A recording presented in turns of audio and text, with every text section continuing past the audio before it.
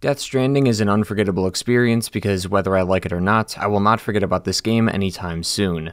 I say that because this game is odd yet remarkable.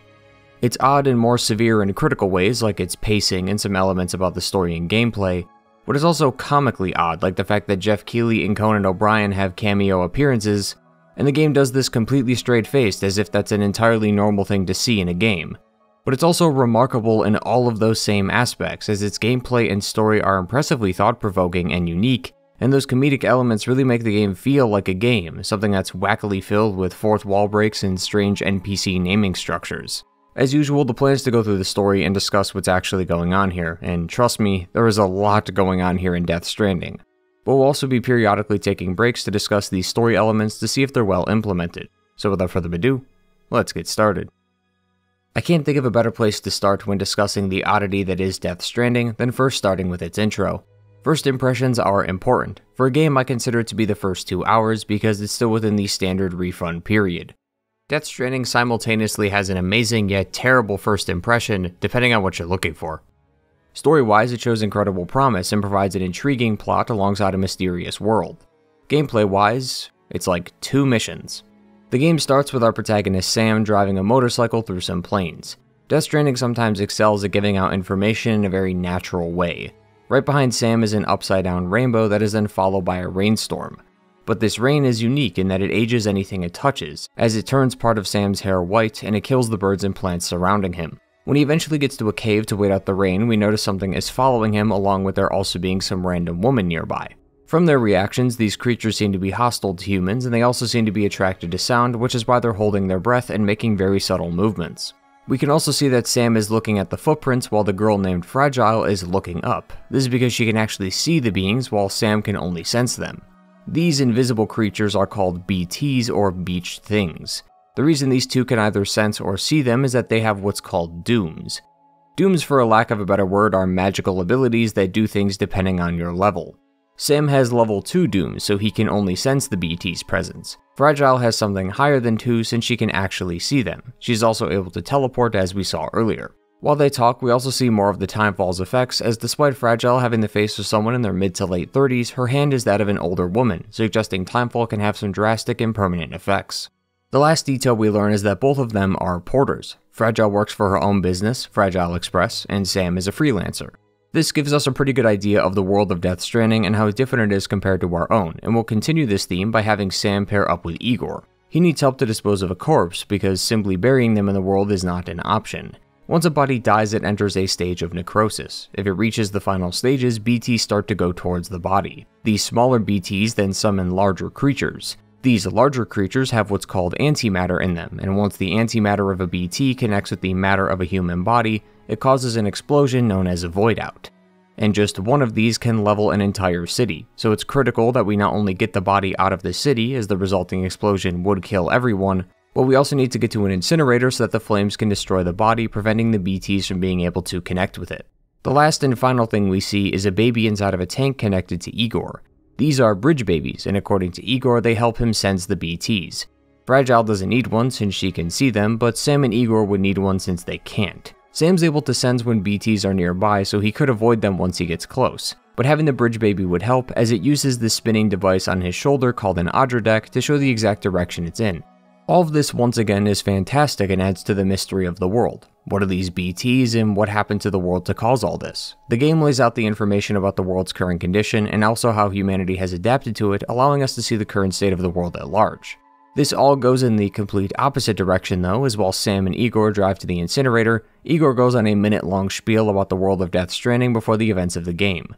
It's a lore dump, and while it's helpful to the player, Sam should already know this. He's been a delivery man for years and has been on his own for a while, so he should be aware what the Death Stranding is and what is happening within the world. Igor says that the Death Stranding caused the world to be the way that it is due to the world of the living and the dead mixing together. He also says that because of the constant threat of Timefall and the BTs, people have been isolated and held up inside the cities or in their own homes outside the cities. Sam, being a delivery man whose sole job is to go from place to place to deliver packages, should know this, so Igor explaining this to him is pointless. The game also does this later when people try to shake his hand. Sam never shakes people's hands due to a condition called aphanphosmphobia, which is the fear of being touched. He also seems to bruise easily when touched, which is why he avoids it. This is shown non-verbally multiple times, but when someone tries to shake his hand later, they go, "Ah, right, aphanphosmphobia, the fear of being touched. I read it in your file." I understand why the game would want to bring attention to this detail, as not everyone has this kind of reaction to being touched, but I think anyone playing could have sensed that Sam doesn't like it. The game didn't need to bring attention to it through dialogue when the cutscene does a good enough job on its own. Over-explaining and repetitive dialogue is a constant disease that plagues this game, and we'll see a lot more of it as we continue. Getting back on track though, as the group makes it to the incinerator, they run into some BTs, causing the truck to flip. The group was also too late, as the body necrotized and was taken into the tar. This causes BTs to appear and take the guy who was stuck under the truck. Igor kills the man before he was taken away, showing that death is a much better fate than what comes next. We already know what that fate is though, which are the void outs. Sam's able to avoid the smaller BTs because of his blood for some reason, but the same cannot be said for the others. Igor ends up getting taken as well and resorts to stabbing himself repeatedly so as to not be taken alive. Before all this, he gives Sam the bridge baby and tells him to get out of here. Sam, like anyone though, is in awe of the giant beast in front of him, which swallows Igor, causing a void out. Sam seems to be dead, but then wakes up on a beach. He cradles the baby before seeing a few ominous figures in the distance and a woman in red singing. He then goes back to the real world before seeing the destruction, and like I said, one person can level an entire city. So far, it's been an incredible start, and as is tradition with this game, lots of questions, not a lot of answers, but we'll get to them in time. The reason Sam is alive is that he's a repatriate. Basically, he can come back to life after dying using something called the Seam. Sam then wakes up next to a man named Deadman who has a job for him: deliver morphine to the President of the United States. As if that's not wild enough already, we learn from another oddly named individual, Heartman, that the President, Bridget Strand, is Sam's mother. Bridget wants to connect all of the United States together. She wants people to connect instead of remain isolated thanks to the Death Stranding. She had her daughter Amelie go across the country in order to do this, but Amelie is trapped and needs Sam's help. She wants Sam to do this because, quote, "it'll make America whole again." The last time I heard that phrase, an alien race of necromorphs tried to wipe out humanity, but don't worry, there are no markers or brethren moons here. Regardless, the President ends up dying and now has to be cremated, or like before, another void out will occur. So we have to haul her corpse all the way to the incinerator. Once Sam does and disposes of the President, he's also instructed to cremate the bridge baby, or BB for short, as it's been put on order for decommission. Sam refuses and ends up using it to escape the BTs and head back to the city. This mission then transitions us into Episode 2, which is perfect as this was roughly the first 2 hours of the game. As I said, story-wise, we have a lot to work with. We learned so much information about Sam and the world, and all of it, for the most part, was showcased quite well. We're also left with dozens of questions that hook the player in, which force them to play more if they want to find out the answers.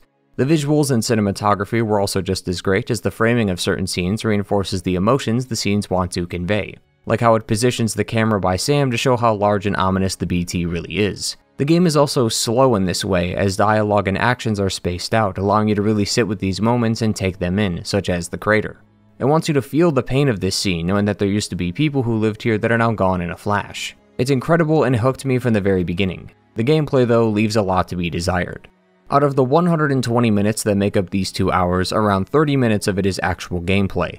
That is a fourth of the game so far. All of the other 90 minutes are cutscenes, and I truly mean that. I've seen a growing rise in complaints over the years regarding Sony games, as people describe them as movie games. This came with games like The Last of Us Part 2, as well as God of War 2018 and Ragnarok. But while I disagree when it comes to those games, I can see the argument for it here.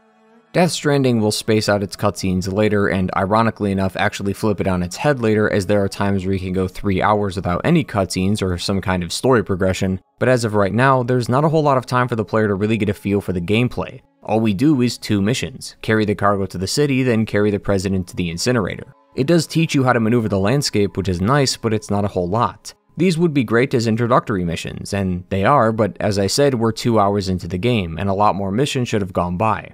This creates a problem. Those who want to skip the story so they can play the game are able to do more missions, but at the cost of the story, causing them to be even more confused than they likely already are. But on the other hand, playing the game at its current pace means you miss out on a lot of the gameplay, the main thing you'll be doing throughout the game. To enjoy Death Stranding, you really have to commit to the game for longer than you may think, and while that was fine for me, I can understand why others dropped the game around this point.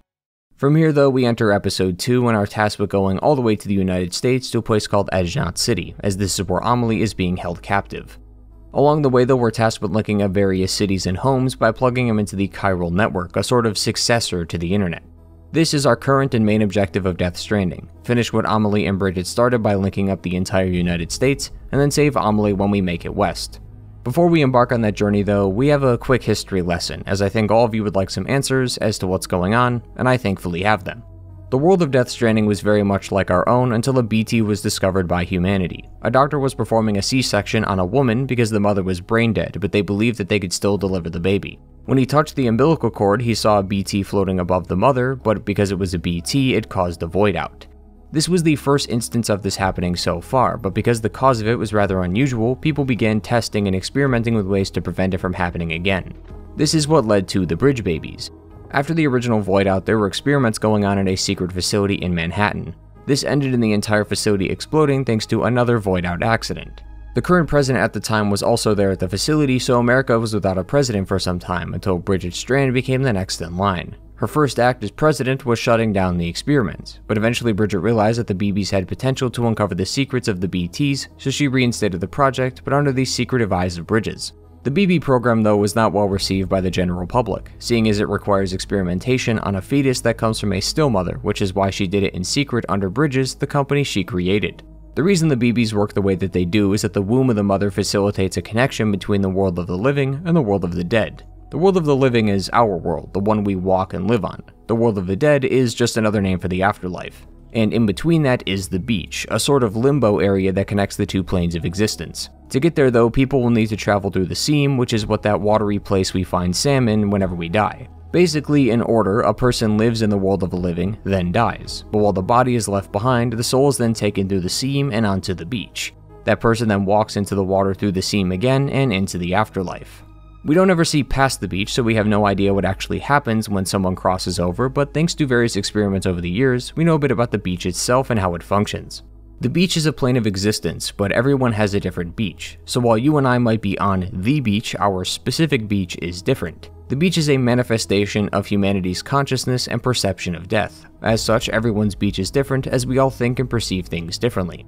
It was hypothesized that animals may also have beaches, but they don't necrotize like humans do, so it's assumed that beaches are a human-only experience.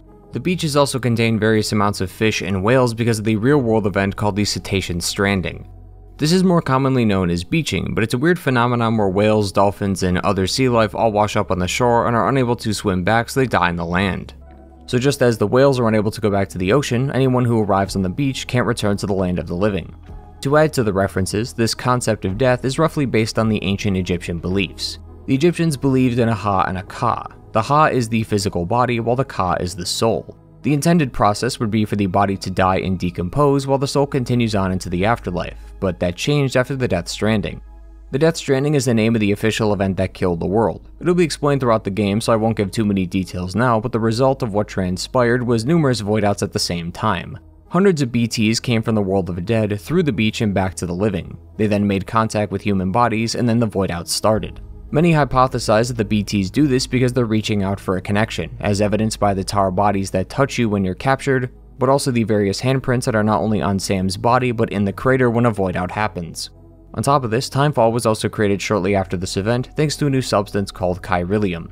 These gold hand-shaped crystals are called Chiralium, and its point of origin is the beach. When Chiralium enters the atmosphere and interacts with regular clouds, it causes the rain to become timefall, like how certain chemicals can create acid rain.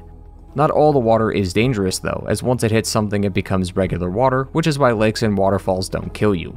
Furthermore, dooms were also created shortly after the Death Stranding, which gives people unique abilities. Sam uses it to sense BTs, Fragile can use it to teleport, and some others can even do some wackier things. The other ability that manifested from this event was repatriation, which is when Sam is able to resurrect himself. So instead of Sam going from the land of the living through the seam into the beach, he uses the seam to go backwards and back to the land of the living again.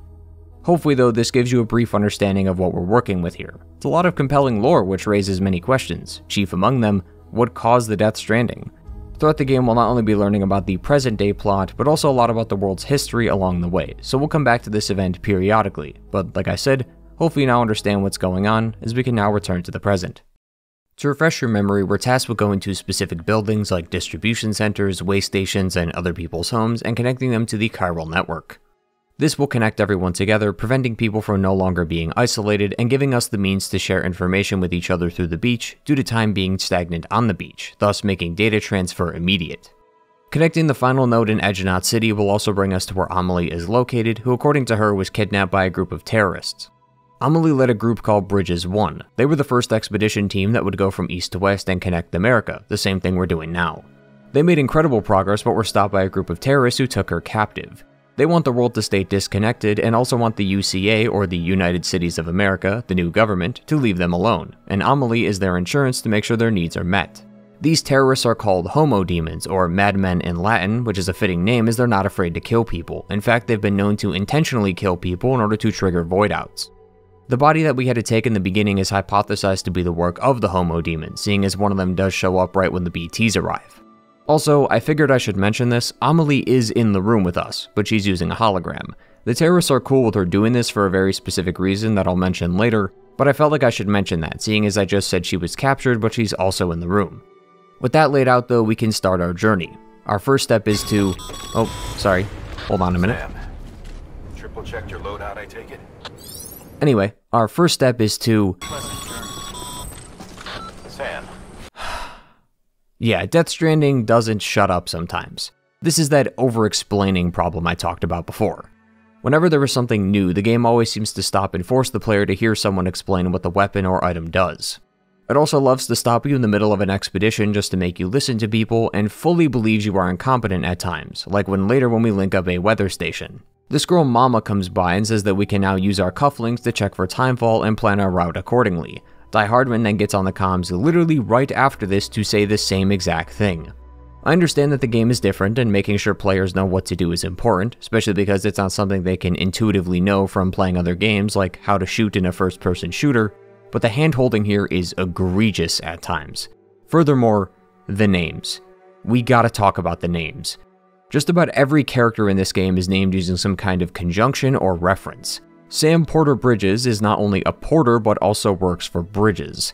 Heartman is called that because when serving in the military, he was able to survive against impossible odds, because for him, dying is hard, man.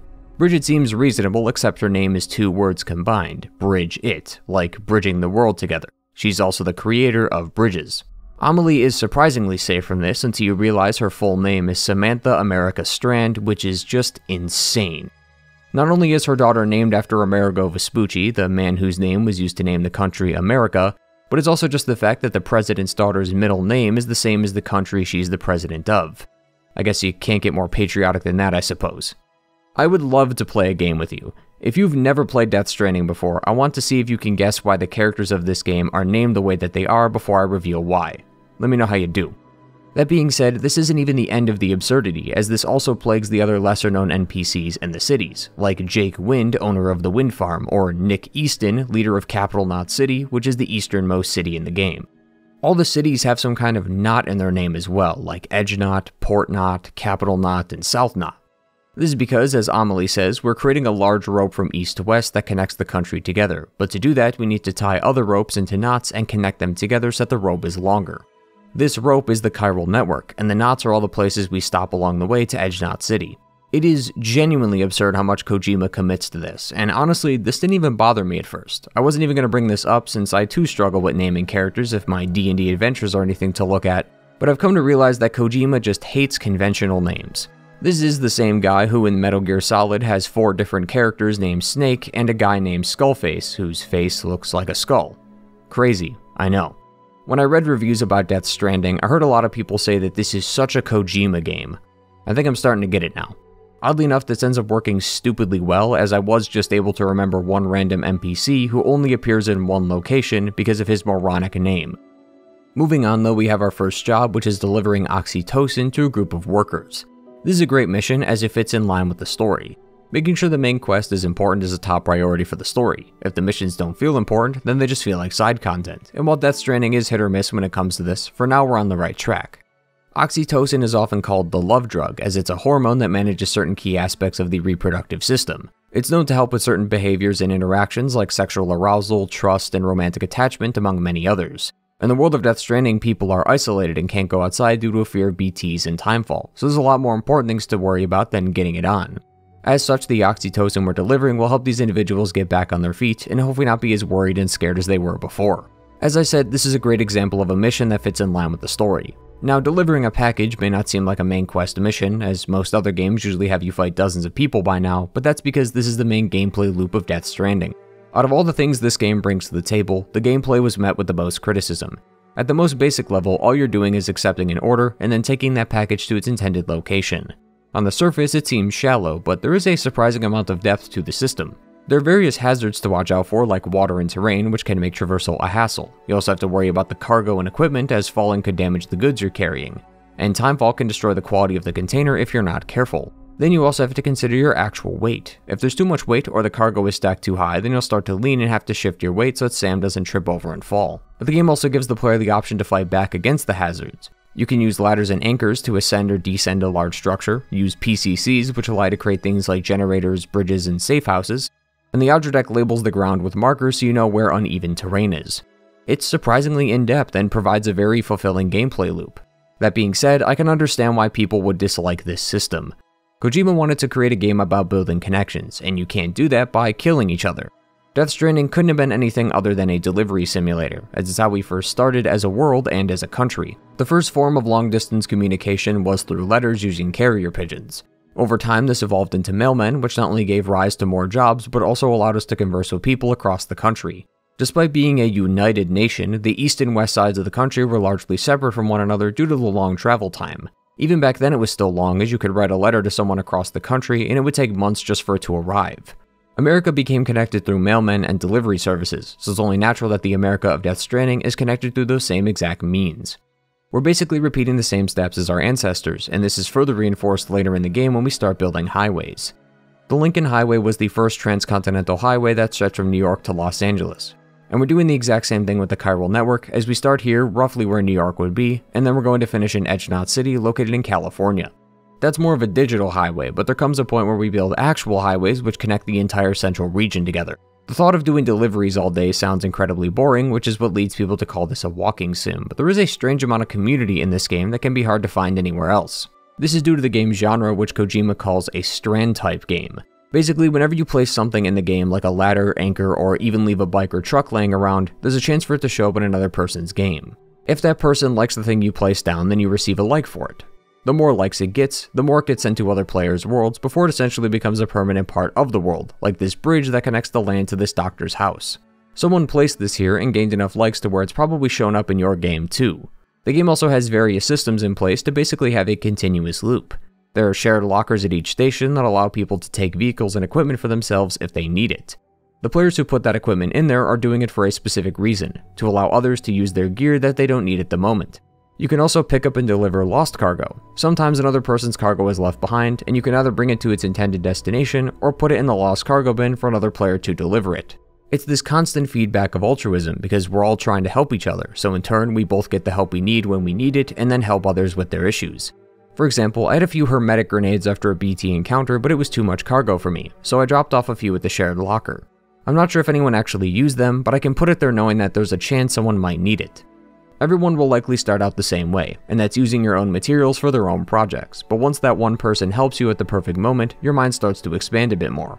There were numerous times when a bridge, ladder, generator, or zipline either saved my ass or cut off literal minutes of time from my route, allowing me to skip some of the game's more hazardous sections.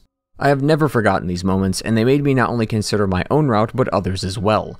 This can be incredibly easy to achieve since we're all playing the same game. It's like when someone says, "Hey man, let me help you out, I've been in this predicament before." You help that person out because you know the struggle of being in that situation. This can be hard in the real world because we're all living different lives, but in Death Stranding, we're all doing the same thing. We're all journeying to the same places and going through the same hazards, so these places aren't just annoying to you, but to everyone playing the game. Even if you didn't intend for the structure to benefit anyone but yourself, everyone is still doing the same thing, so someone is inevitably going to cross the same path as you. In the central region later, there's this incredibly annoying landscape filled with rocks and gaps, which is why people place bridges and ramps on them so that no one has to deal with how annoying these hazards are. You have provided not only a convenience for yourself, but a convenience for many others, and the more people that use it, the more likes you get. Likes are basically the XP of Death Stranding, which I found to be rather important for the gameplay because they're kinda useless. Most games have a super epic reward at the end, like a new gun or a unique armor set, but Death Stranding just rewards likes. These likes do increase some of your stats and your overall porter grade, but they aren't large increases. The point of this is to not do it for the reward, but for the benefit of others, and making the reward pointless further reinforces this idea. I don't have close to 50,000 likes from other players because helping them gets me a reward. I have them because I wanted to help people, and there's no greater joy in this game than logging on after not playing for a few hours and seeing your likes go up along with how many people you helped in the meantime.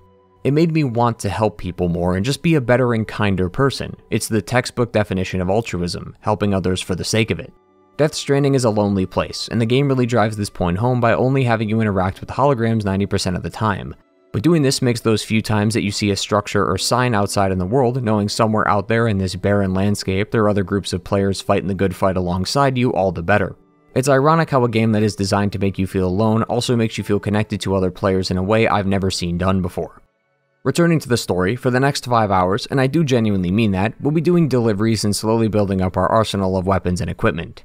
As I said, Death Stranding is a very slow game. Whereas other games that get their tutorials out of the way within 20 or 30 minutes, Death Stranding takes hours to do so, which means Death Stranding is going to be quite the long game, and for the most part it is. During this though, we'll come into contact with two enemy factions, the Mules and the Homo Demons. Mules are other porters who are so addicted to the delivery process that they steal other porters' cargo. Before the Death Stranding occurred, the world was quite automated. Delivery systems were all handled by AI, and the belief was that doing this would revolutionize the system. However, this ended up having the opposite effect, as people started contracting cases of drone syndrome. Oxytocin and hormone imbalances convinced people that humans needed to be a part of the process. So they removed some of the machines to allow for more human interaction, but this caused another issue as people saw themselves as frontline workers that couldn't be replaced as society couldn't function without them. This then led to another disorder called delivery dependence syndrome. This was further exacerbated after the Death Stranding as Timefall shut down any chance for aircraft to be used, so couriers were the only people that could get packages to other places whether they liked it or not. So people took this courier obsession too far and were addicted to the thrill of delivering and the high that comes from getting likes. Personally, I think that entire summary wasn't needed as the last line is all that's important. These made-up syndromes are nice, but I find them unnecessary, because it's very clear this is Kojima's thoughts on modern-day social media and how people crave attention and likes. Getting likes in-game makes you feel validated and appreciated, the same way someone getting thousands of likes on a tweet will make that person feel validated and appreciated. But all things must be done in moderation, as overdependence on this can lead people to go too far. Walking through a sign or icon in the game gives the person a like, so you'll often see people put these signs in places you have to cross, like the hallway leading to Heartman's lab. This allows these people to gain likes that are actually contributing to the world at large. Even though the game is all about doing deliveries and getting likes, players will always find a way to game the system. But while doing this in Death Stranding is not a huge problem, doing so in real life could have some drastic consequences. Some people will do anything for attention, either because it gives people validation or it pays their bills. Literally just this week as of writing this script, some YouTuber was shot while doing a prank video. There's this consensus that you have to go bigger and better with every video, and if it pays the bills or gets your attention, who cares who gets hurt in the process? Now a tweet and a YouTube video are very different things, but each can be damaging in their own way. Fake or stolen tweets are made all the time for attention and likes, and the Mules are a representation of this idea. They're so obsessed with their profession and the high that they get from it that they'll attack people and take their cargo. To play devil's advocate though, they aren't really bad people, at least when compared to the Homo Demons, as they don't kill you, they only knock you out, cause killing you would cause a void out and they can't exactly deliver packages in a world that doesn't exist. This is in stark contrast to the Homo Demons who will kill you just to cause a void out. We talked about them earlier, but we're about to come face to face with one of their members, Higgs. Higgs isn't exactly a leader, as the group has no leader, but Higgs is the most well-respected member of the organization. This is likely due to his current powers, as he has the highest level of dooms in the game. Where Sam's doom level is at level 2, Higgs has at least 7 levels in it, as he has the ability to control BTs, as evidenced by him summoning one in front of us.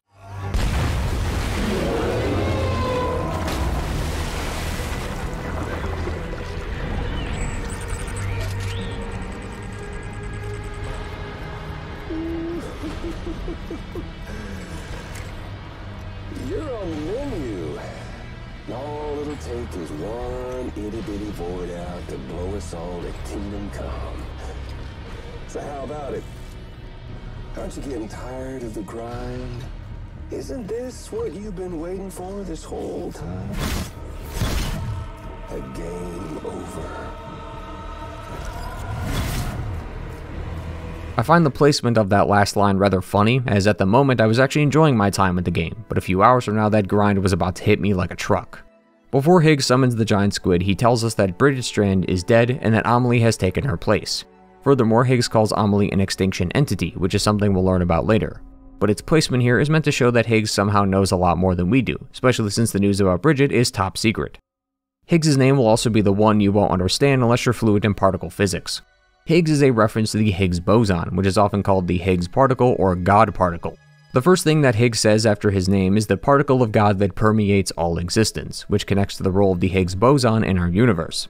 The Higgs boson is believed to be the particle that gives all other matter its mass. Without it, things wouldn't have mass and the world would be dysfunctional, or more likely not even exist.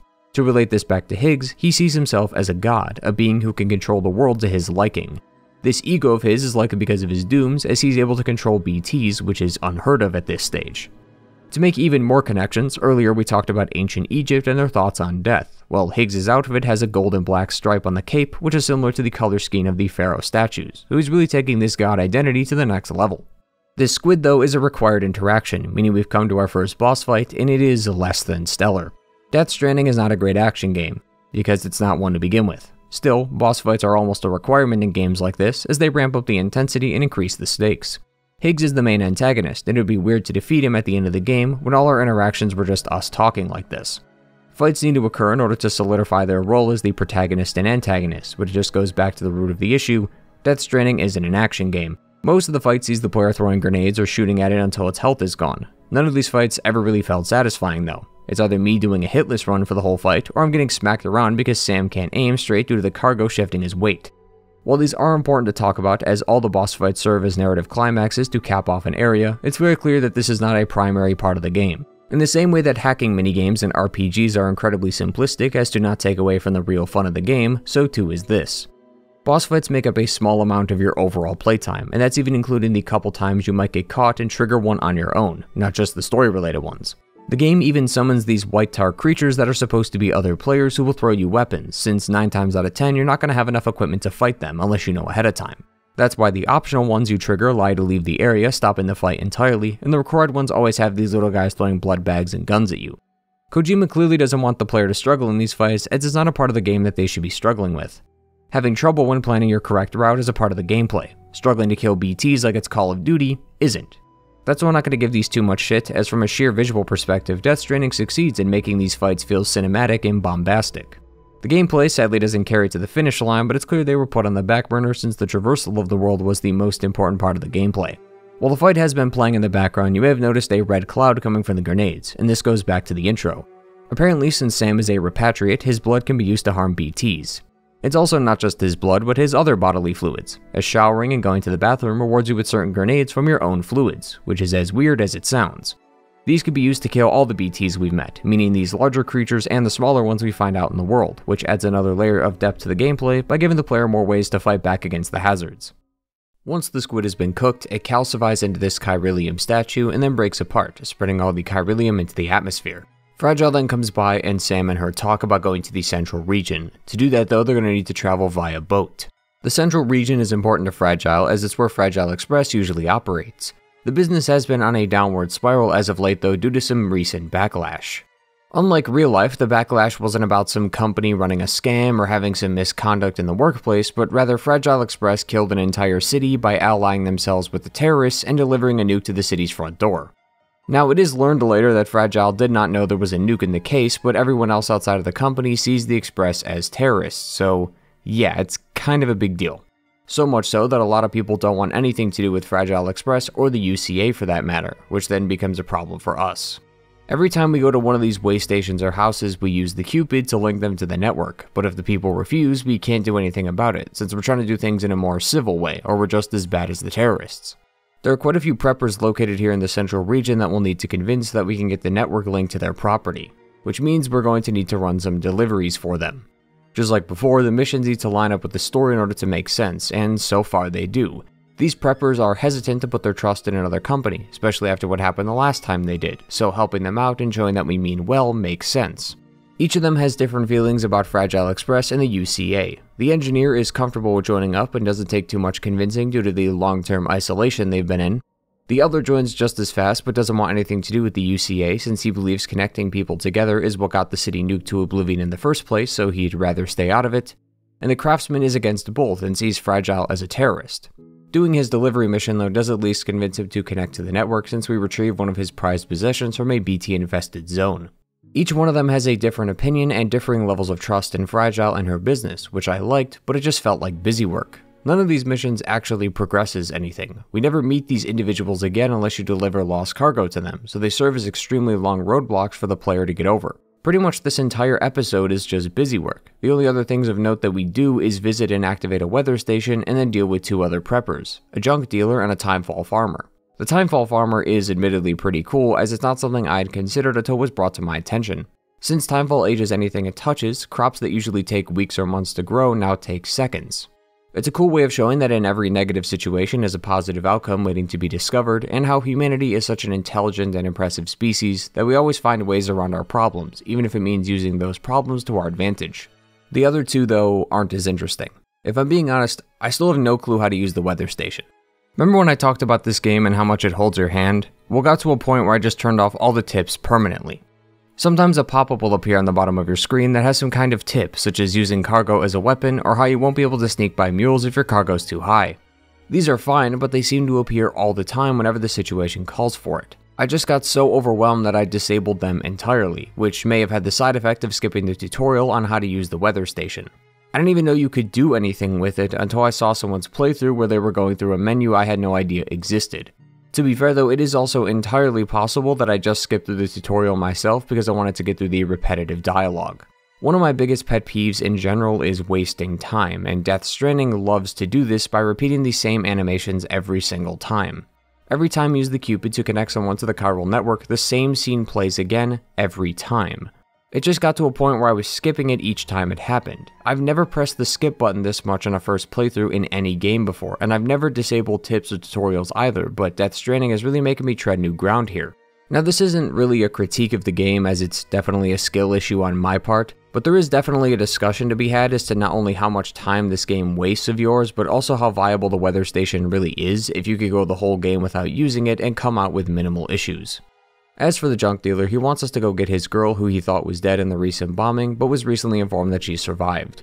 Despite what you may think, that is not his daughter, but actually his girlfriend who ends up proposing when they get together. It's really sweet and is a perfect encapsulation of what Death Stranding is all about, reuniting people together and sharing connections. The two haven't seen each other in, I believe, years, and it's nice to see them all happy again. Although I don't know what Kojima was planning to do with this, as just like every single person you deliver for, they email you about their life, and throughout the game, the couple gets into an argument, cancels the marriage, then gets back together again.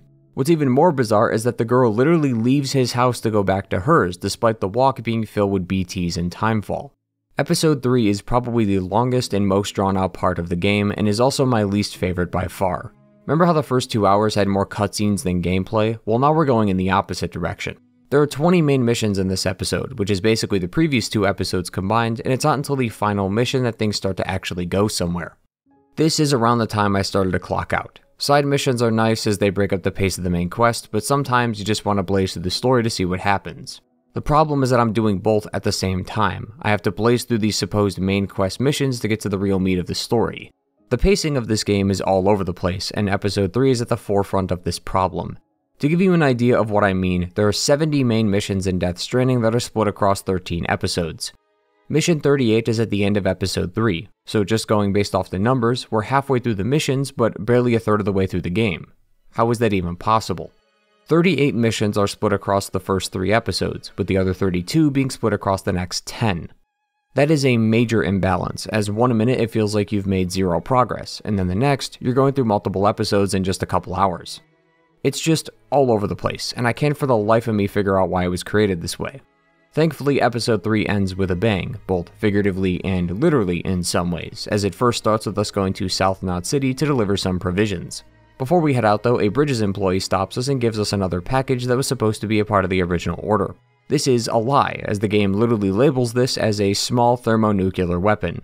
It's also the only cargo in the game to my knowledge that has an owner history, and we can see that Higgs is listed, meaning Higgs snuck into Bridges to give us a nuke, with the hope that he could pull a fast one on us like he did Fragile. It's a nice twist, I just wish the game didn't immediately give it away by labeling the cargo we're carrying. I do however like that we can ignore this and take it to South Knot and subsequently blow up the city. The game instructs you to go to Fragile before going to the city, but doesn't tell you where she's located, as Heartman already told you a few minutes ago. To be fair though, there's only like 2 locations she could be on this map, so it's not hard to find her. The two will then open up the package and discover that it's a nuke. Fragile then says that we have to take it to a tar pit near South Knot City, as it should be able to prevent the explosion from expanding. She's correct, and after throwing it inside, we prevent the nuke from fully exploding. The reason she knows this is because this situation is all too familiar to her, as right after we complete the mission, we get a lengthy cutscene showing the moment that Higgs betrayed Fragile. Fragile tells us earlier that Higgs used to work with her and that he wasn't always this way. He used to be an honest porter until something changed. Now he's a terrorist who's trying to blow up cities with nukes. Around this time, Fragile caught wind of a package and managed to take it before it was delivered, but Higgs had planned for this.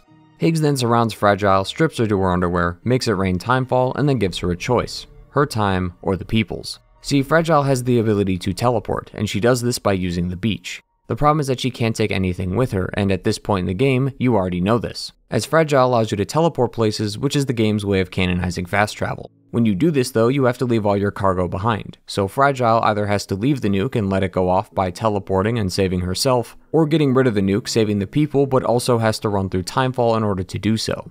She opts to take it herself, which is how her skin became noticeably older compared to her face. The only question I have regarding this scene is the Timefall, as the intro shows us that it can grow and kill things like birds and plants.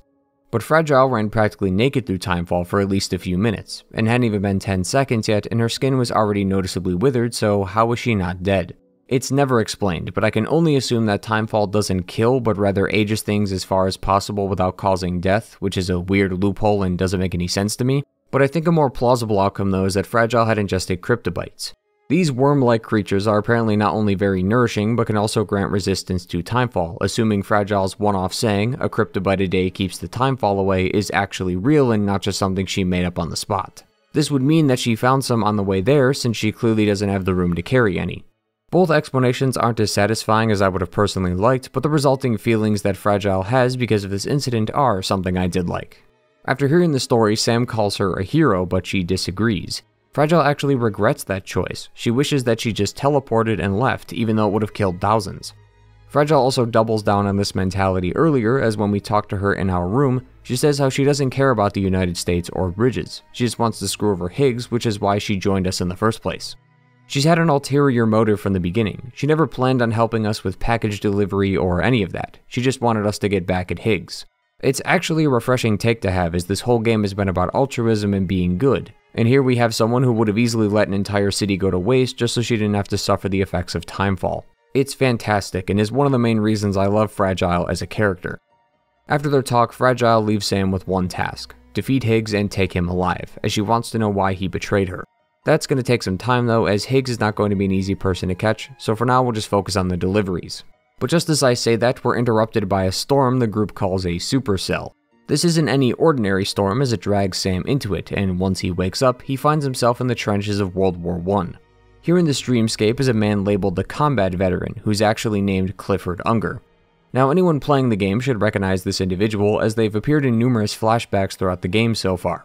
Each time Sam connects to BB, a memory plays of Cliff in a room doing various things, from drinking to celebrating to talking. Deadman says that people with Doom should not be using BBs, as it's dangerous and can also create feedback loops using their memories. Fear and stress are amplified, and the memories start to bleed through from time to time. Deadman assumes these memories are BBs. The thing is though, is that we don't know what Cliff has to do with this. I'll talk about the relationship between BB and Cliff later, but there does seem to be a connection between the two, as Cliff wants our BB, which is why he hunts us. The whole World War I era thing though, we can definitely talk about. Beaches have the ability to change depending on the circumstances. For example, Mama, a character we'll meet later, has a beach that she and her twin sister share. Furthermore, Heartman's beach was shared by a few others because they all died at the same time in the same place.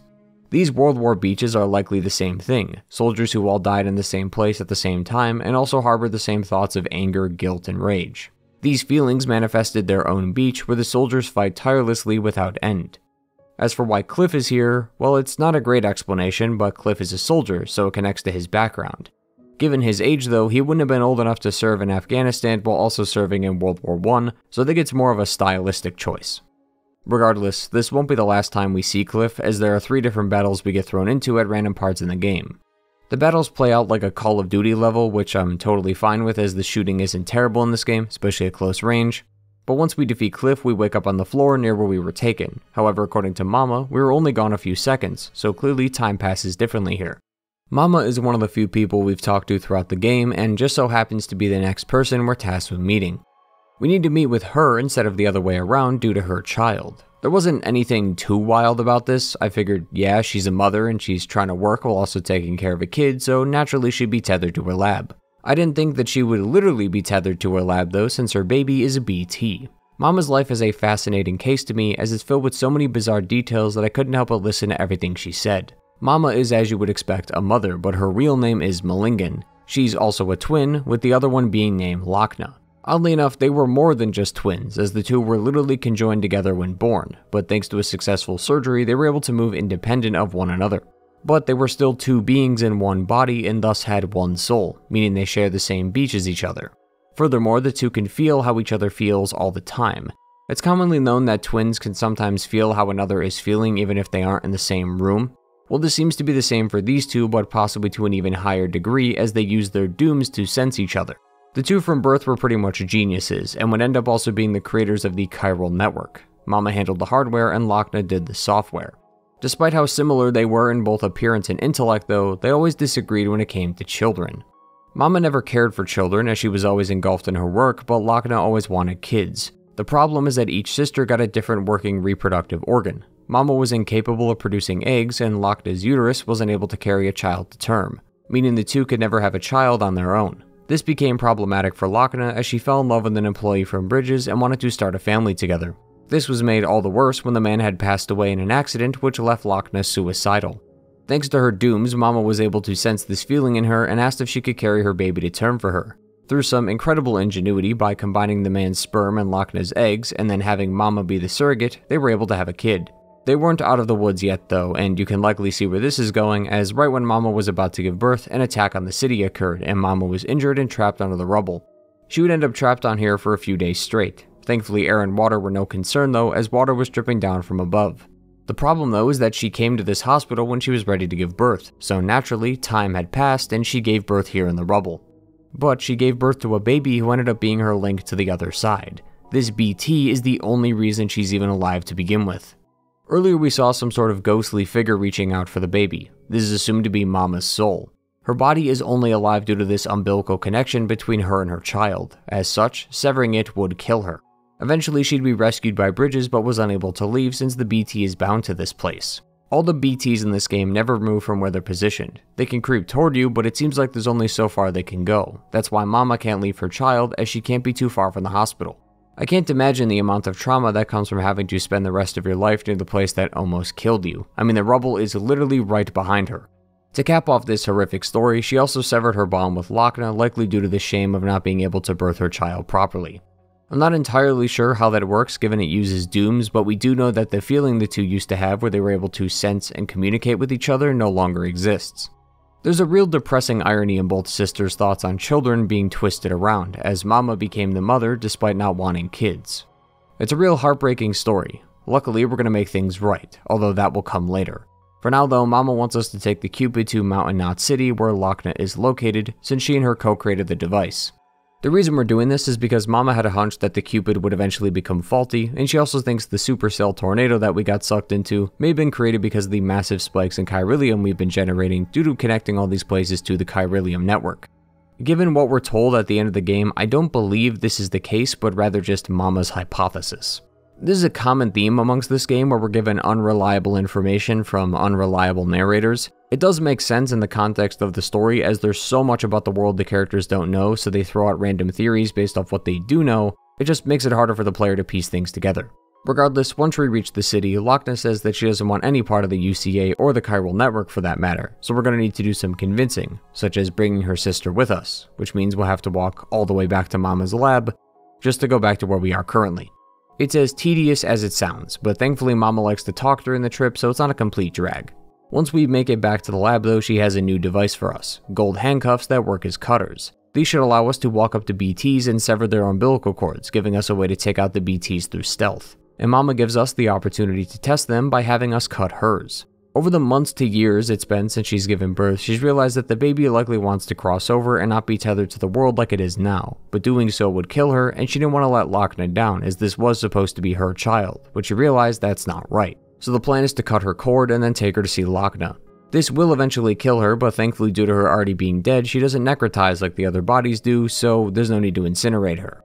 I really like the detail here of Sam asking Mama if she's alright with being zipped up, since her being constricted like this is just like when she was trapped under the rubble. Just goes to show how much Sam cares about her well-being. Too bad Higgs is here to ruin the fun and summon a BT. Now, I don't know what was wrong with the wires in my brain at this point, but after hearing Mama tell me to run and then hearing Higgs say he was going to tweak the rules a bit, my first thought was not to run, but rather take the thing head on with Mama on my back. This not only killed me, but also hurt Mama quite a bit. Thankfully, she can join you in the hot springs and regain her health. These are spread out throughout the map and regain some of Sam's health and stamina while also giving you a chance to watch BB swim. But it's also possible to have your human cargo join you, which is a really cool detail some people might not know. Once we take Mama to the city, Lochna and her get a few minutes to talk before Mama passes away. Lochna is disappointed in herself as she thought Mama cut off the connection to her intentionally so she could steal her baby, when that obviously wasn't the case. From Lochna though, we also learn that something was wrong within the code of the Cupid. Lochna assumes that someone tampered with it somehow, and given that these two are the geniuses that made it, it's not hard to assume that Mama intentionally tampered with it so she had a reason to go see her sister again. It might seem strange to do this instead of just, going to see her, but Mama couldn't leave without killing herself and the child, so she would have needed someone to assist her anyway. Sometimes people are so wrapped up in a predicament or mentality that an outside force is the only way to get them to snap out of it. And thanks to Sam, the sisters were able to come together again. In more ways than one, actually, as we see one of Lochna's eyes change to blue, the same color as Mama's, meaning the sisters are back to their original form. The one they had when they were born. One mind, one body, conjoined forever. Mama's story is an incredibly sweet tale and one of my favorites in the game. It might seem rather pointless to solve this conundrum between these two sisters when we have a world to connect, but just like with the earlier couple, this is what Death Stranding is all about, connecting people together. These missions are much different than the ones we did earlier because those characters are insignificant to the overall story, and we aren't really connecting them to anyone except the network. With Mama, she was able to see her own sister again, and also come to terms with her condition. As right before we cut her cord, she says, you have to break some ties to forge others. It's sort of like saying when one door closes, another opens. Sometimes ending things opens up the opportunity to start other things. And Mama, severing her connection with her baby, gave her the chance to move on and reconnect with her sister again. Hauling a corpse from one side of the map to the other takes a lot of work out of you, which is why Sam takes a rest in his private quarters until he realizes that BB's gone. Deadman took it because something's up. BBs are only able to be in service for a short time due to their age. BBs are still fetuses, but after enough time they start to get older and become an actual living being. This is a problem as the BBs are designed to be bridges between the world of the dead and the living, so them being actual children would mean they lose their ability to function as intended. Sam and likely the player are starting to get worried as they've likely grown attached to BB, seeing as they're the sole reason they can cross the BT zones to begin with. To save BB, Deadman needs to perform some surgery in order to realign it, but that's going to take some time as we'll be without it for a while. One very interesting detail that comes up during this scene though is that Deadman says that doing the surgery might erase some of BB's memories, to which Sam responds, wait, so Lou's gonna forget about me? Up until this point, Sam has never said the name Lou or even mentioned that he named the BB. This is foreshadowing for later, so keep that in mind. Still though, we're gonna be without Lou for a while, which sucks a lot. This trope is very common in games where players are forced to fight without an ability or their entire inventory, and it's the same here for Death Stranding. It just so happens to be one of the most important pieces in our arsenal, and you know the game is going to throw lots of BTs at you just to hammer home how vital Lou is to the team. To add insult to injury, the game also ramps up the difficulty by having you trek through the mountains, which are steep, covered in snow, and walking through it drains your stamina fast.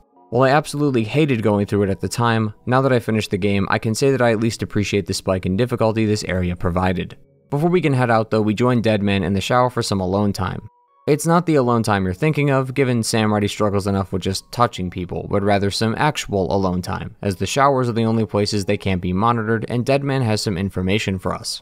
He repeats what we talked about a few minutes ago regarding Bridges and the secret BB experiments, but he adds that Bridget wanted to also make the BBs not just BT detectors, but also objects that connect to the chiral network in an attempt to facilitate travel to the beach.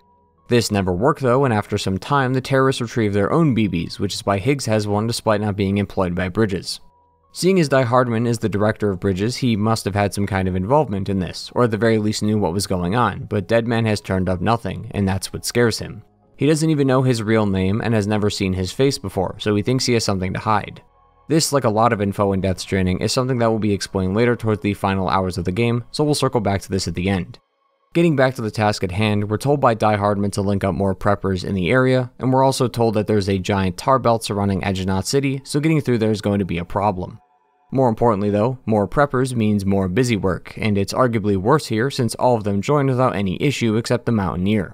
He wants us to travel to a doctor so we can get him a medical device for his wife.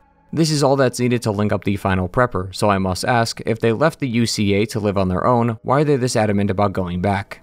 Heartman makes it seem like getting these people back on our side is going to be difficult. Admittedly, it's rather merciful that it's not, given how pointless these missions are, but it doesn't make the game any less interesting. Talking to and linking up these people doesn't further the plot, and it sucks to have to go from a stellar quest like Mama's to more of this right after. It's not that they needed to have a central part of the plot like our main cast for it to matter, but the missions don't solve anything or answer questions. The earlier mission with the oxytocin was connected to the world of Death Stranding, giving these preppers their packages isn't. In the grand scheme of things, technically everything we do is furthering the narrative, as the chiral network is not only being shared to these individuals, but their own works are being added to it too, so everyone is benefiting from it. Still though, it's not something we ever see, nor is it something that feels important even if the game says that it is. Where things start to get interesting though is when we get introduced to the photographer. She claims that her father had a camera with some pictures on it that could prove vital to our investigations to the Death Stranding. On the camera is images of a cave painting from the Neanderthals, and one of the paintings is that of a dolphin. Heartman hypothesizes that because the cave this was from was nowhere near the coastline, the Neanderthals didn't run into dolphins but rather BTs.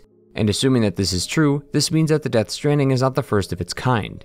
Heartman further states that the Death Stranding may have also been the cause of the Big Five. The Big Five are the 5 mass extinctions that have happened in our own world. The one most commonly known is the dinosaurs who were wiped out by an asteroid. Heartman has a theory that the Death Stranding was the cause of these 5 mass extinctions. I say theory, but he's correct. Just about everything that comes out of his mouth is correct, which isn't out of character since he is a beach expert, but still it's a bit strange how a lot of the mystery is solved almost immediately thanks to Heartman spelling it out for us, thanks to his so-called theories always being facts.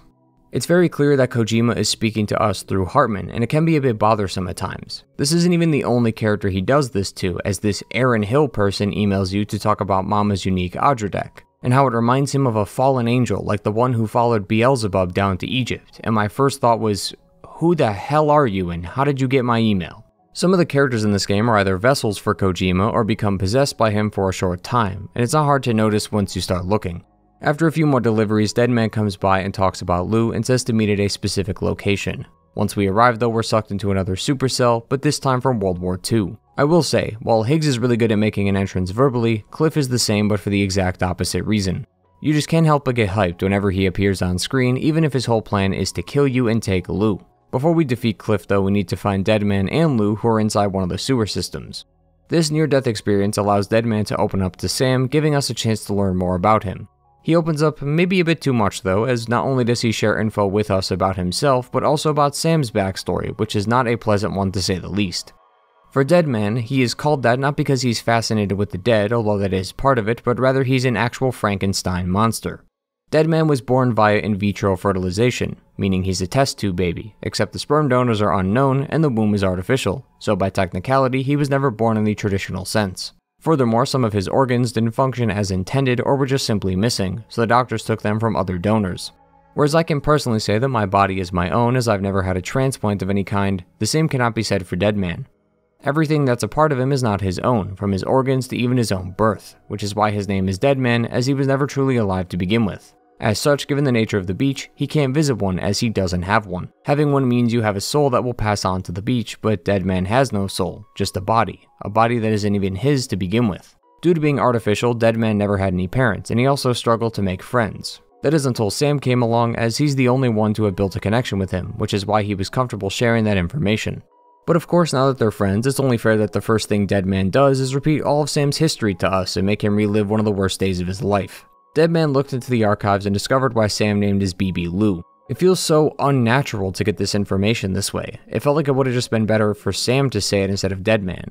That being said though, the info is quite important, as it gives us a lot of context regarding Sam's departure from Bridges and his hatred for America. Sam's birth is something we'll have to talk about later, but I'll just say that Bridget is not his biological mother, yet she still took care of him as if he was her own. As Sam got older, he started reappearing on the beach constantly and ended up manifesting those doom abilities of his. Being a child, he had no idea what was going on, which is why Amelie would comfort him as much as possible while on the beach. This is also around the time he contracted that aphanphasmophobia, so Bridget recommended he see a therapist who was named Lucy. Lucy is a sort of atheist in the sense, as she doesn't believe in the beach. She knows that BTs, dooms, and repatriates exist, but the beach is something she sees as a collective delusion, a way for humanity to explain what these new creations are. Strange that she draws the line there of all places, but regardless, she was tasked with helping Sam come to terms with his condition and possibly overcome it. Lucy assumed that a lot of this stemmed from Amelie, and she theorizes that if they distance themselves, he might overcome this resistance to his physical touch. Sam lashed out at her for this comment, but instead of backing down, she went further and told him that the beach was fictional and that his repatriation was just a way for him to explain his near-death experiences that he's had. Instead of getting angry though, he remained quiet for the rest of the session, as she feared that she may have pushed him too far.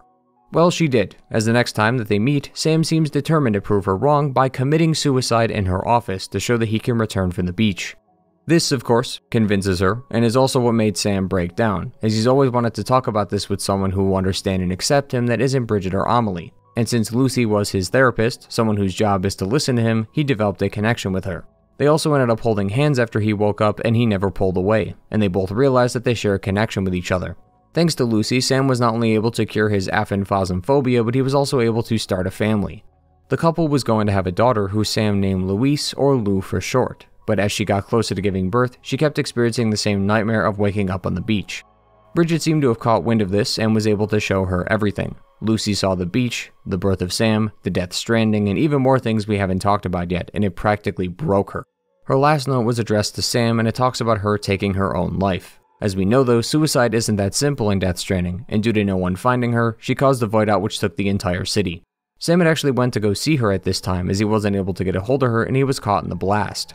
Once he revived, he saw the destruction, which broke him even more. Given the circumstances of the death being a suicide and the husband of the deceased being the only survivor, blame was put on Sam immediately, and he was blamed for the cause of the void out. Bridges was under a lot of public pressure due to this incident, which led to Sam resigning. That's why he's a freelancer in the intro. He left Bridges but continued to do his work under his own name and not Bridges.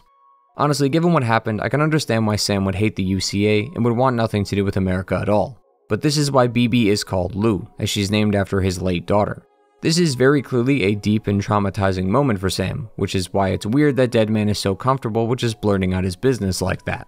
In any case, it's nice to be able to get some information for once on Sam, as it gives us a better understanding as to why he initially disliked the idea of reconnecting America. Shortly after this, Heartman comes by and asks if Sam can bring Mama's corpse to his lab, as her body doesn't necrotize, so he wants to see why.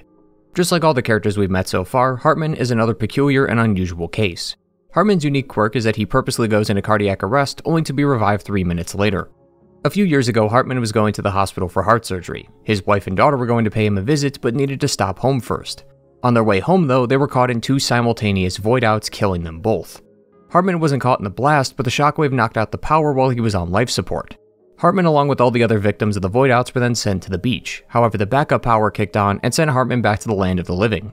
Just like how Bridges uses still mothers to replicate the first sighting of the BTs, Heartman replicated the day he died in order to go back to the beach and search for his family. He believes that if the beaches are different, then the afterlives have a chance to be different as well, and he wants to make sure he ends up in the afterlife with his family when he dies. So he spends his days repeating this cycle, 21 minutes with the living, 3 minutes with the dead, exploring the various beaches of the world in hopes that he finds their beach. He says he makes about 60 trips to the beach a day and is on cycle 218,549, meaning he's been doing this every day for almost 10 years. It's actually affected him so much that the repeated shocks to his heart have permanently changed the shape of his heart to that of a drawn one. Hell, even the void outs create the same heart shape. I don't really get why it was necessary to add that last detail, but the information is at least interesting. However, unlike Mama, we aren't able to help Heartman. Heartman has other plans for us, and even if we wanted to help him, this is his life now. We aren't going to be able to convince him to change, he has to do that himself. Heartman during this conversation says, "It's my damned heart's fault that we were torn apart, but it's also the reason I'll see them again someday." Ironically, it's Heartman's heart that's the problem. He can't accept that he has to move on, so he does this every day just to be proved wrong each time. It's also very likely he'll never find their beach given how many people exist.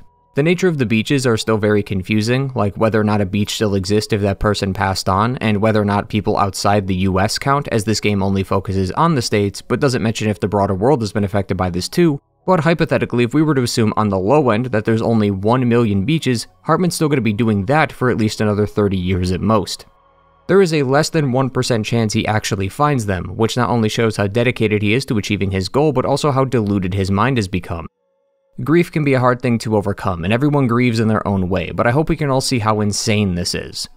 Heartman's heart is the reason he's alive, but it's also the thing that's killing him. I can understand where Heartman comes from, as if this theory is true, which is surprisingly the one theory he has that isn't a confirmed fact, and Heartman and his family will be in separate afterlives, then trying to prevent that is important, as they would be separated for eternity otherwise.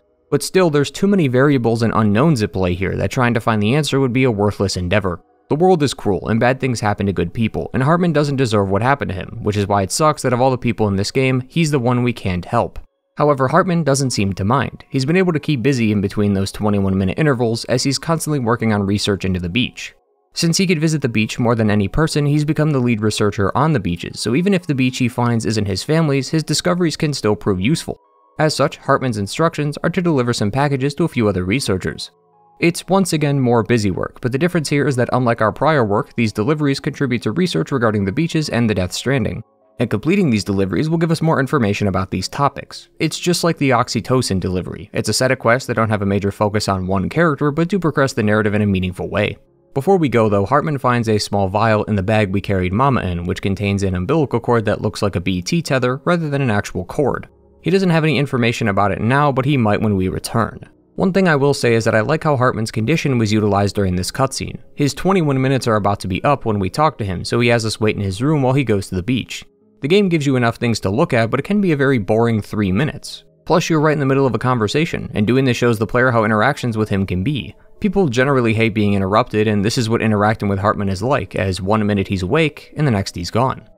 This also happens again later when Heartman collapses mid-conversation, which prompts Sam to head out while he's asleep. Continuing on though, the information we learn from the scientists is as follows. There were apparently deposits of Chiralium dating as far back as 65 million years ago, meaning Chiralium didn't just appear recently. Furthermore, a species known as ammonite, which is dated to be about 200 million years old, had an umbilical cord attached to it. Mammals are the only species that have umbilical cords, and we only use them for reproductive reasons, so this species having one is strange. I know a lot of that information seems forced and out of nowhere, but it does make sense in a weird way. The chiral network not only allows people to share information with one another, but it also uses the beach, meaning we could use the beach to find data about our world that's been lost to time or the Death Stranding.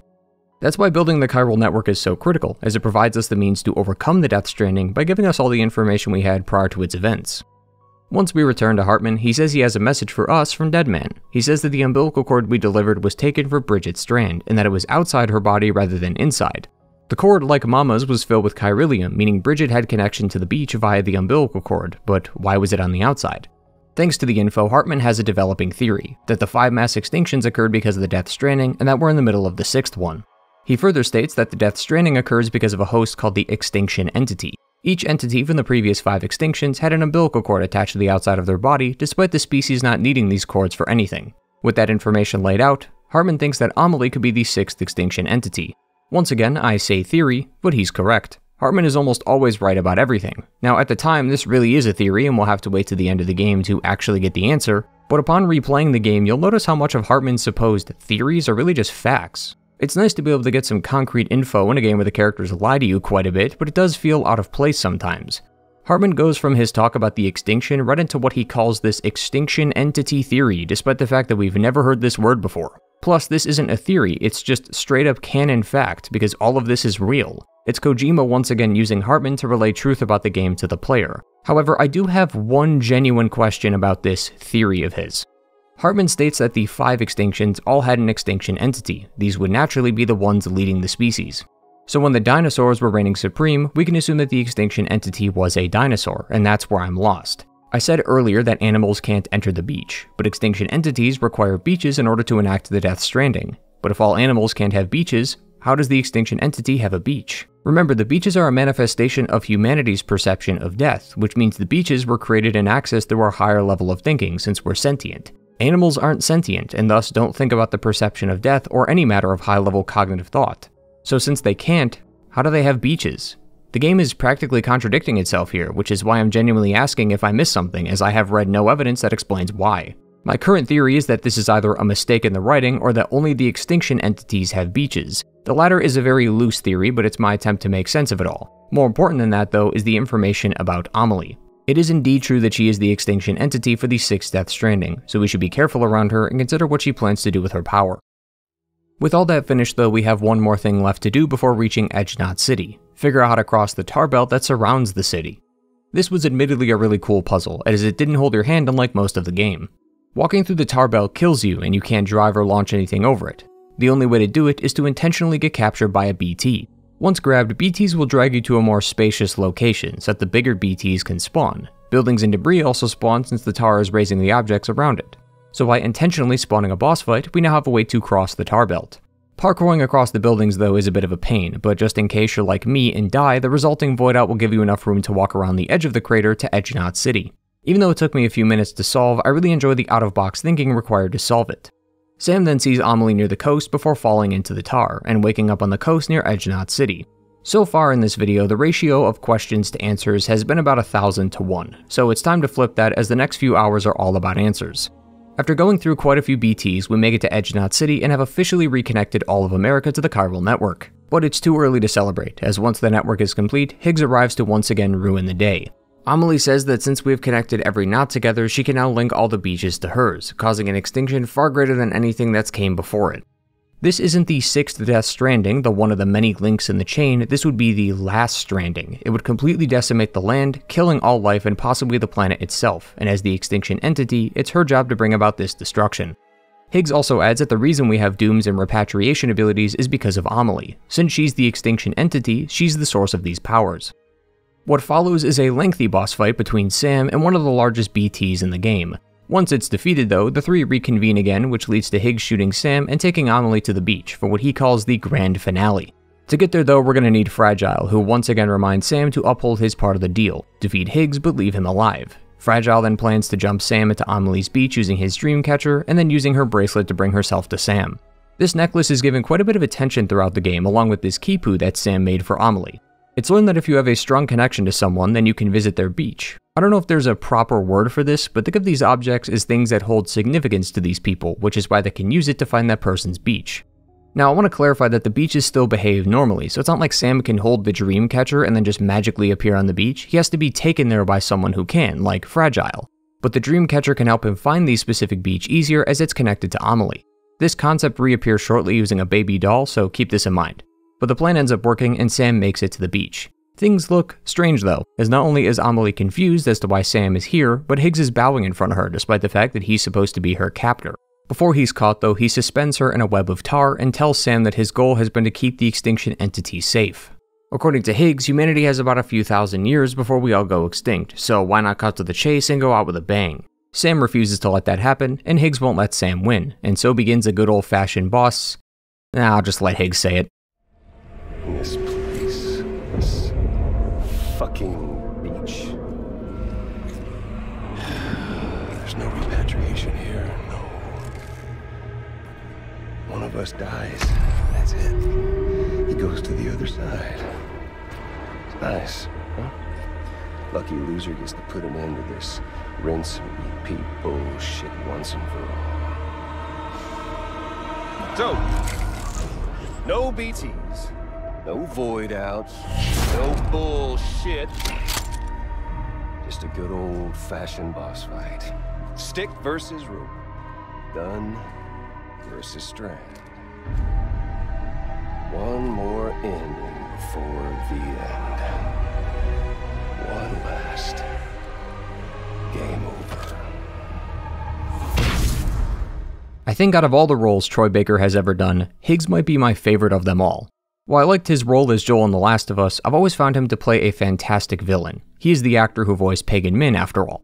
Higgs is an incredible villain, from his character design to his charismatic fourth wall breaking. He's one of those characters you just love to hate. But keeping in line with the whole getting answers thing, Higgs says that he's a repatriate. We don't get to see him repatriate in game, so we can't tell if he's lying, but it doesn't matter anyway, as if one of them dies, they can't go back. Repatriation allows someone's soul to go back to the land of the living. However, Sam and Higgs are past that plane of existence, since they're on the beach. And repatriation prevents you from going to the beach, so Higgs is telling the truth here. But this discovery brings up an interesting point.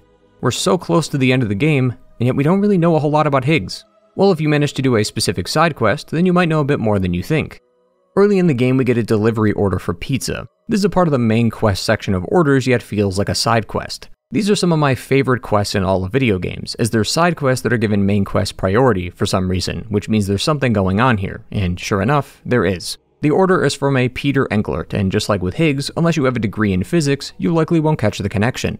Peter Englert is a combination of two names, Peter Higgs and Francis Englert, who won the Nobel Peace Prize for the discovery of the Higgs mechanism. If you've noticed the connection, then you're catching on, as Peter is actually Higgs, which is not only hilarious, as he's basically forcing Sam to travel across the country to deliver him pizza, but it's also rather creepy, as inside his house is various pictures of Sam at different points in the game. Higgs has been stalking Sam, and by extension us, throughout the game, which is a very unsettling feeling.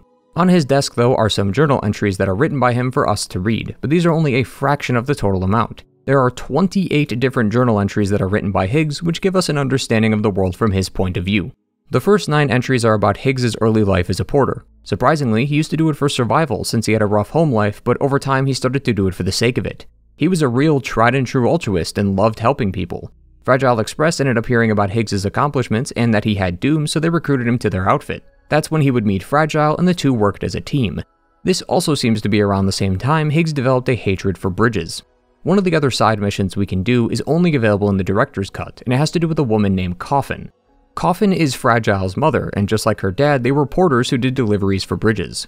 Coffin would renounce her contract with them though once she discovered that the cargo she was carrying were BBs. She then worked together with a ragtag group of porters to bring down bridges, and among their ranks was Higgs. Now at the time, Higgs was using his Peter persona, but she cared deeply for him and sympathized with his tragic upbringing. Eventually though, Coffin would end up passing away, as their final mission was to assault the facility we entered to complete the mission. Inside is various objects that are used by the Still Mothers Bridges has. The facility was then overrun, but Bridges managed to cover up their involvement by blowing up the facility and locking it away. One by one, the members would die, with Coffin being the last. Her final message was for Higgs, and it was for him to continue her legacy and not let the flame die out. It's unclear if Higgs managed to find this message since the facility is locked from the inside, but it seems to work anyway, as the Homo demons are likely his attempt at keeping that flame alive. The timeline for Higgs is very confusing, especially since the missions with Coffin were added after the game's release, but it seems like all of this happened before he met Fragile. Assuming that's true, Higgs would eventually meet Fragile, or Coffin's daughter, and the two would work as a team under Fragile Express, but as we know, he would end up betraying her. His betrayal was due to him meeting Amelie, who would twist his world upside down. He, like Lucy, was shown images of the beach and the Death Stranding and realized, what's the point? If the world is going to die, why even bother trying? That's why he joined up with Amelie to make the extinction happen. The thing is though, is that Amelie doesn't seem to want this to happen. The last few entries of his journal are related to the present-day events, such as entry 17 that talks about Sam and Fragile arriving in Port Knot City, which is when we had to fight that Squid BT earlier. But entry 18 says that Amelie seems to be rejecting her true nature and delaying the Death Stranding, and this is indeed true. Amelie is a bit of a complex case because she's both trying to and not trying to destroy the world. She doesn't want to, but the universe is forcing her, as that's the role she was given at birth. Her only purpose in life is to bring about the Death Stranding, so refusing to do so would be going against her entire reason for existing. Circling back to the start of that entry though, Higgs is trying to enact the last stranding, as to him the world is doomed anyway, so why not end it on our own terms? There's a common saying you may have heard of, and that's life has no meaning. This is often used in nihilistic circles as a way to say that life has no meaning, so what's the point anymore? But this can also be twisted in a more positive meaning, such as life has no meaning until you give it one. Since life has no meaning, it's up to you to define what that meaning is. Or in another way, thanks to life having no predetermined meaning, we're able to make our own. Higgs and Sam are the two sides of this meaning. One sees no point in continuing because of the odds, while the other wants to keep going despite those odds. This also connects to what Higgs says in the beginning of the fight, regarding the stick versus rope and the gun versus strand. The very first thing we see when starting the game is a quote about the stick and the rope, and how these were the first two objects that man used, the stick to keep things away, and the rope to bring them closer. Higgs is the stick, Sam is the rope. Higgs is pushing people away to make sure Amelie fulfills her purpose, and Sam is bringing people together via the chiral network. That is what this fight is all about. Who will prevail, the stick or the rope? The fight with Higgs requires us to use the cargo left on the beach as a weapon to distract him so we can get in closer. This is also the moment that sparked that whole "this game feels like a game" comment I said in the intro, as the final fight is a full-on Street Fighter style matchup, fit with health bars, light attacks, and dodges. Sadly, there isn't any combos in the traditional sense, you're really just playing footsies and fighting from neutral the whole time, but it was fun and is the kind of absurdity you expect from games. Only video games are able to pull this off and not immediately provoke some side-eye from the audience. It's still incredibly out of place here in Death Stranding, but that goes back to the whole "that's just so Kojima" comment. Death Stranding is an incredibly serious game about a very serious topic, but at its core, it's still a game, which is why there is references to grinding, boss fights, and game overs. This does create a weird imbalance, as you're supposed to take the game seriously, but there's times when its contents are complete parody, like the whole Metal Gear Solid game over screen in the background. But I found that it was not only in good fun, but it never took away from the overall message, as right after this fight the game goes back to serious mode and showcases another core theme of the game. Once Higgs is defeated, something happens. He talks up a big game about how his bond between Amelie is made of stronger stuff, before realizing his powers are gone. His dooms were never his to begin with, they were always Amelie's, so he never had real power without her. Higgs' descent from altruistic porter to egotistical terrorist is fascinating to see unfold as it connects to the idea of hiding behind a mask. The game has placed a major importance on Higgs' mask, and not just visually but more symbolically. Masks are used quite a bit throughout the game, mainly with Heartman, Higgs, and Amelie. For Higgs, the mask represents his ego. With the mask, he's Higgs, the fearsome terrorist. Without it, he's Higgs the porter. The mask is a representation of his ego, thanks to him letting the powers he got go to his head. We can even see this during the second part of the boss fight, where he goes, "Ugh, I could beat you," as if he's hyping himself up since he knows he's losing. Higgs is nothing without these powers, and he'd forgotten that along the way. The mask is also ordained in this gold color so as to stand out amongst the others, further reinforcing how far his ego has gone. For Amelie, it's a representation of her extinction entity persona. Every time we talk with her, she isn't wearing it, and these talks are about encouraging Sam to keep going. Once she wears the mask though, she starts spouting out nonsense about the last stranding. Whereas a mask is used to hide the wearer's true appearance, with Amelie it's the opposite. But as I said, it's complicated, since she doesn't want to enact the last stranding, but she also doesn't have a choice. As for Heartman, well, we'll get to him soon, but it's clear that this mask of his is also hiding something. Sam and Amelie then talk for a bit, and probably the worst line in the game is spoken.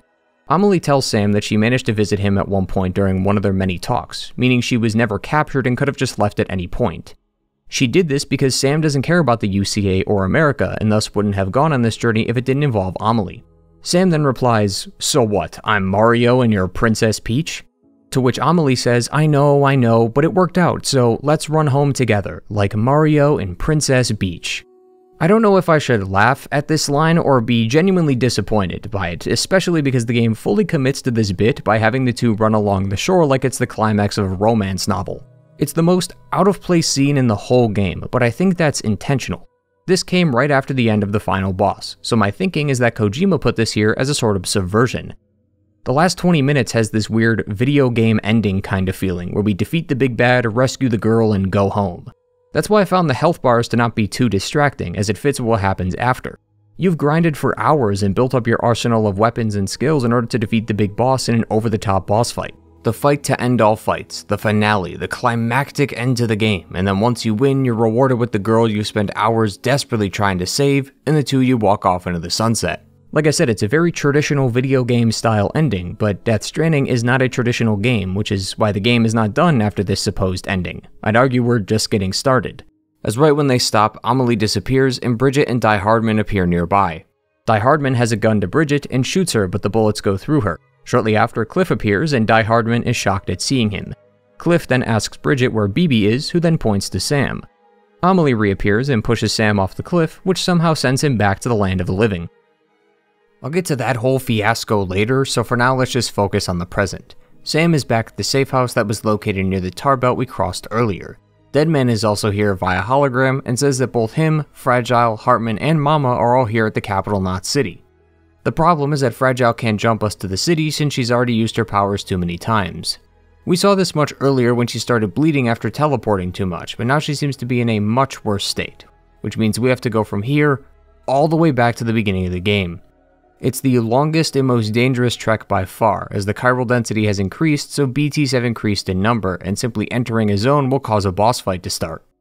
Once we reach the port, we get the final fight with Cliff, and everything goes as expected, except defeating him has a different ending. Instead of Cliff and Sam fighting over Lou again, he gives up. He realizes that BB was in front of him all along. Deadman said that Sam and Lou's memories were mixing and what we were seeing were from BB's perspective, but this is false. These are Sam's memories. Sam is not only a former bridge baby, but also Cliff's son. Sam doesn't understand it just yet, but he will in time. For now, Cliff and Sam hug as father and son, something Cliff had been wanting to do this whole time. It's such a captivating and a tear-jerking scene. Seeing these two actors act in such a believable way as father and son was incredible. Right after this, Sam wakes up in another safe house and Deadman plays him a recording of Heartman, who says that Bridget had invited him to her beach, which is how he got there earlier. He knew it was a trap though, which is why he made this recording, and he states that when he became the director of Bridges, he used his access to look at some protected files in the company archives. And within them, he discovered that Bridget had uterine cancer in her 20s, meaning she couldn't have had children, yet somehow she gave birth to Amelie. This is like one of those, well, you've never seen Amelie and Bridget in the same room before, so they must be the same person, except this is actually real. Amelie and Bridget are the same person. Bridget is the body, Amelie is the soul, the ha and the ka. That's why Sam only met Amelie on the beach, and why she could only ever be talked to via hologram because she wasn't real to begin with.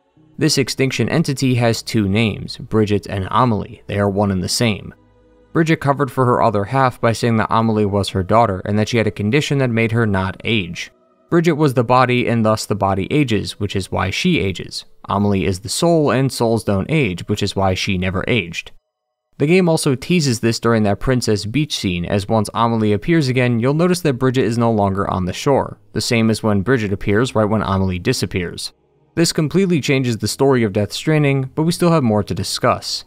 The final leg of this journey has us fighting a giant BT whale, the largest boss by far in both size and health. Amelie is getting close to enacting the last stranding, which is causing the world to go into chaos, so it makes sense why the largest BT is still waiting for us. I also like the detail of it being a whale of all creatures too. After it's defeated, we visit Fragile, who's looking quite bad. Thankfully, she musters up enough strength to send Sam to Amelie's beach. Before that happens though, Sam says a speech to the group which talks about rebuilding what we lost and that even though death is inevitable, we gotta keep going as long as we can, so we can say we had a good run. He also goes on to say that before he only cared about seeing the next sunrise, but now that he's met them, they helped him change his outlook on life. Sam has shown genuine growth over the course of this game and has become less pessimistic about his life. Whereas Higgs went one direction in regards to his character arc, Sam went the other. He's gone from a lonely porter to someone with friends who've showed him the true beauty of life and how just building one connection with someone can change your life. It's just overall such a great speech with an equally great message. Sam will then appear on Amelie's beach, and hers is much different than any of the beaches we've ever gone to. Kinda wish the whole area wasn't covered in fog though, cause the earth in the background is a real sight to behold if you screw with the photo mode settings. Sam and Amelie then meet and talk. She presents Sam with two options, end it now or continue on knowing that the struggle will be pointless. She then hands Sam the gun and tells him to choose. She also says that you should know what to do by now, and if you've gotten this far, then you should.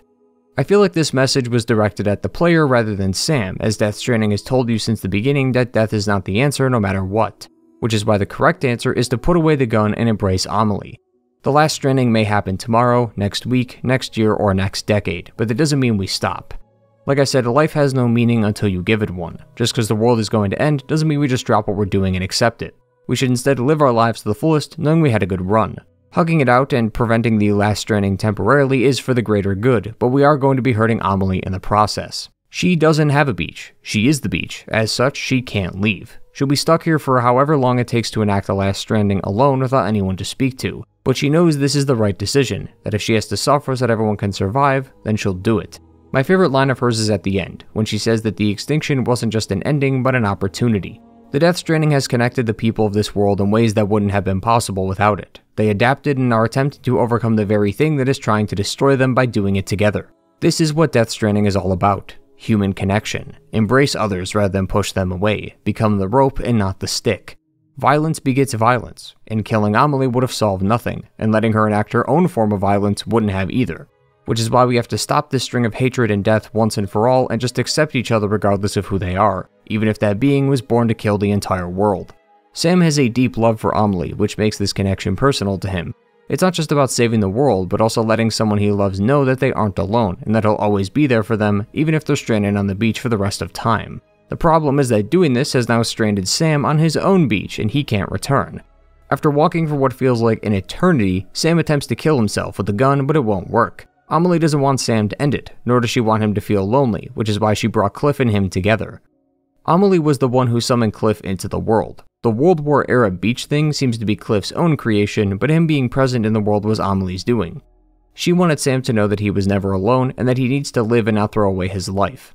Oddly enough, attempting to kill himself was the key to saving it, as Heartman was able to track its use through the beaches and find out where he was. Before he leaves though, we see the same 5 entities we saw at the beginning of the game. It's never explained what these individuals are, but there are 2 theories. They are either the 5 extinction entities or the 5 friends Sam has made along the way. Fragile, Deadman, Heartman, Die Hardman, and Mama. Personally, I think it's both. Just as a word's meaning may change over time, so too has this. In the beginning, these entities represented death and were meant to be feared. It wouldn't be wrong to assume that they were the extinction entities, but now that Sam has made new friends and we the player have developed connections to these individuals, the entities are now a representation of Sam's friendships.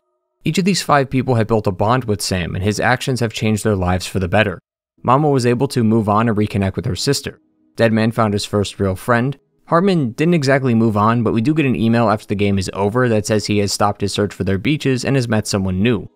Fragile has become a lot more friendly, and like Sam has a more optimistic look towards the future. Earlier I said Fragile had ulterior motives, and I didn't mean for that to come off as villainous. It's just that Fragile never wanted to help with our main objective of finding Amelie. The only reason she joined us is that it just so happens that our objectives are intertwined, as finding Amelie also means defeating Higgs. But you can tell that Fragile is happy to be of help to Sam. Whenever you use the fast travel mechanic, you can see her smiling, which just shows that she's happy to help. We also learn after the game is over that Fragile restarted the business. She's back to doing what she wanted to do before Higgs ruined it. I've said that Fragile Express was her business, but in reality it was her late father's idea. The company was just named after her. So getting rid of Higgs and reconnecting America gives her the chance to continue her father's last wish.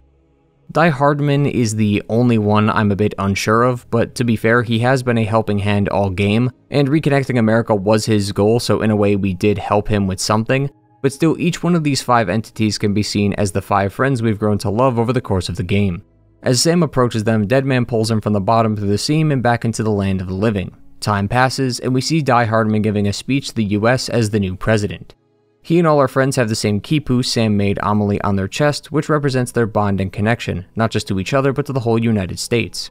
Everyone is in the room listening in. Sam, Deadman, Mama, Fragile, even Heartman, but he's in the middle of a beach trip. Everything has been answered except for one question. What started the Death Stranding? Well, the answer is Sam. The final mission in the game is to take Lou to the incinerator, as she's past her expiration date, but Deadman says that Sam could take her out of the pod if he wants to, but it could kill her in the process. While at the incinerator, we see the full scene of those memories of Cliff we've been seeing since the start of the game.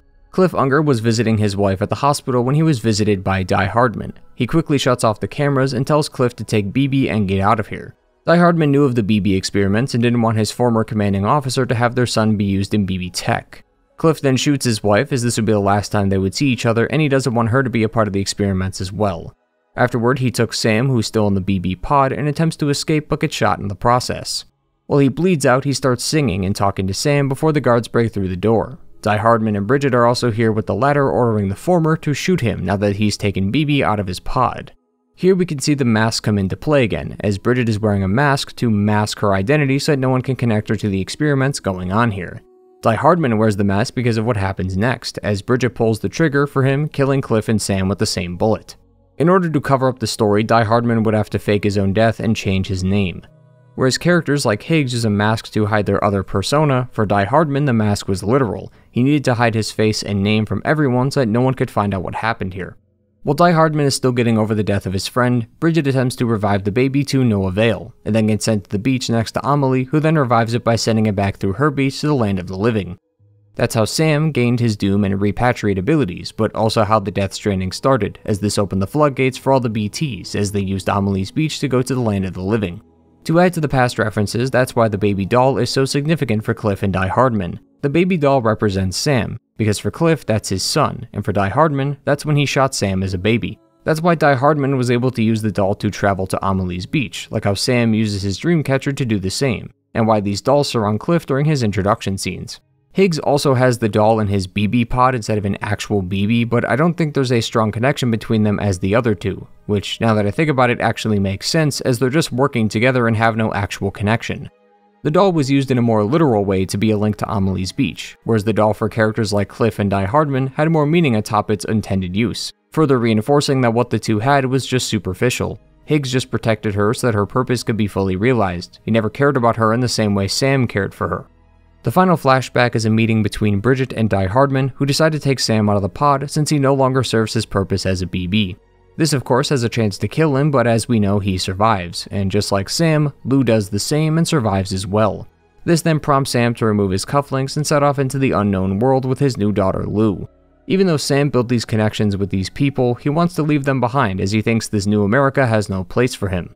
Seeing as there is a sequel coming, I would love to see where this goes and why he decided to choose this, but regardless, this scene finally brings us to the end of Death Stranding, for real this time. To repeat what I said when I first hit the credits, wow.